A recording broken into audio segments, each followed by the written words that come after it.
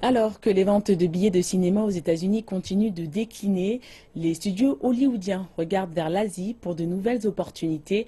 Ils souhaitent non seulement attirer les amateurs de cinéma dans les salles, mais aussi capturer l'attention des joueurs pour avoir des sources de revenus supplémentaires. Aujourd'hui, une start-up hongkongaise cherche à supprimer le fossé entre la ville du rêve et les joueurs de la partie continentale de Chine.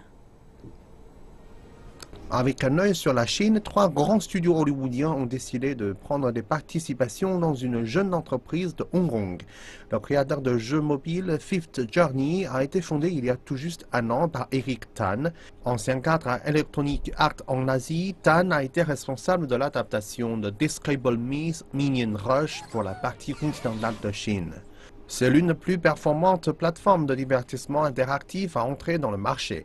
Les joueurs peuvent acheter des tickets de cinéma, des clips en streaming et même des objets comme des t-shirts et des jouets.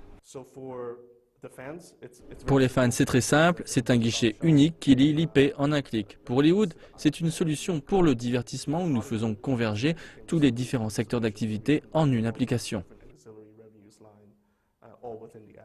Les jeux représentent près d'un tiers des sources de revenus du cinéma et avec le secteur du jeu en ligne en Chine qui se développe à une moyenne de 30% par an depuis les 8 dernières années, ce n'est pas étonnant que Hollywood souhaite y prendre part.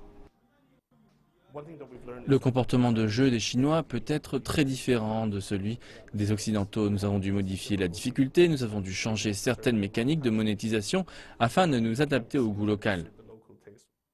Il y a des défis autour des plateformes. iOS et Google Play sont les principaux canaux de vente aux États-Unis, mais en Chine, il y a des centaines de plateformes différentes.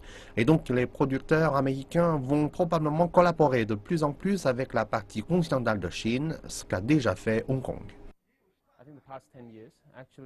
Au cours des 10 dernières années, beaucoup de films à succès de Hong Kong ont été coproduits avec l'industrie du cinéma de la partie continentale de Chine. Ce genre de mouvement s'oriente vers une direction, c'est toujours le divertissement et toujours pour le marché de la partie continentale. Une chose est sûre, Tinseltown va dérouler davantage de tapis rouges pour convaincre les clients chinois.